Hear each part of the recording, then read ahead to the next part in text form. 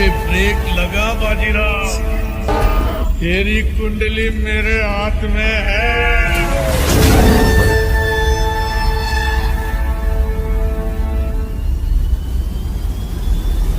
तब तेरा सामना सिर्फ रिश्वतखोर पुलिस वालों से हुआ है। जिस दिन तेरा सामना एक सच्चे पुलिस ऑफिसर से हो जाएगा ना, पैंट गीली हो जाएगी।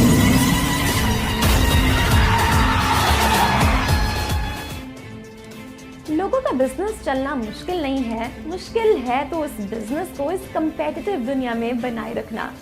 मुंबई के गजराज को भी हुई यही दिक्कत क्या थी ये आपको भी पता चल जाएगा, मगर इस गजराज को लाइन पर कौन लाएगा ये इम्पोर्टेंट है। हमारे सिंघम एक बार फिर सही का साथ देते हुए इस गजराज को उसकी जगह दिखाएंगे। आइए जानते हैं कि आखिर गजराज है कौन और उसने क्या किया था। गजराज किसी जमाने में खाने के लिए भी पैसा नहीं इकट्ठा कर पाता था और ये बात उसने खुद लोगों को बताई है। गजराज विले पार्ले में आज 6 चाय स्टॉल्स का मालिक है। चाय के स्टॉल्स है तो क्या हुआ, इसका टर्नओवर ना लाखों में है। गजराज ने वैसे तो शुरुआत चाय के ठेले पर चाय सर्व करते करते की थी, मगर अब वो इस बॉल गेम का हीरो था। उसने अपने मालिक से धीरे धीरे कर सारा कुछ सीख लिया और एक स्टॉल खड़ा कर लिया था। उसके चाय आसपास के हॉस्पिटल्स में, पुलिस स्टेशंस में, कॉलेजेस में फेमस थी, मगर अब शायद उसके सर पर सक्सेस चढ़ने लगा था। कहते हैं ना, पैसा इंसान का दिमाग खराब कर देते हैं, वही गजराज के साथ हो रहा था।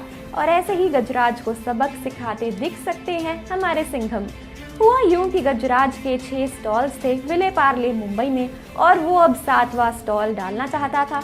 ये स्टॉल जस्ट एक हॉस्पिटल के बाहर डाला जा रहा था, क्योंकि उसके हिसाब से लोग हॉस्पिटल के बाहर आकर बहुत चाय पीते हैं तो उसका धंधा और भी बढ़ता। मगर हॉस्पिटल वालों को इससे दिक्कत थी। उसका एक कारण ये था कि अगर गजराज चाय के स्टॉल वहाँ डाल देता है तो अंदर पेशेंट्स को लाने में एम्बुलेंस को दिक्कत होती है।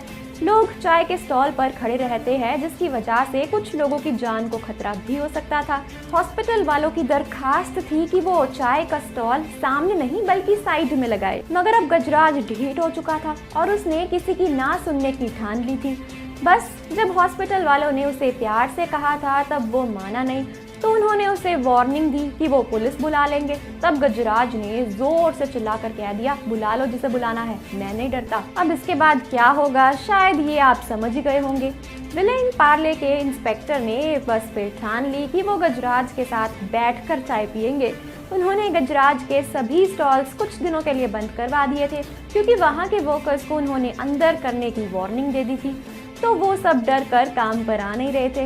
अंत में गजराज को पुलिस इंस्पेक्टर से माफी मांगनी पड़ी और अपना चाय का स्टॉल का आइडिया यहीं पर ड्रॉप करना पड़ा।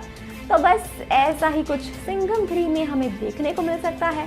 तो दोस्तों, आपको ये वीडियो कैसी लगी हमें कमेंट्स में ज़रूर बताएं।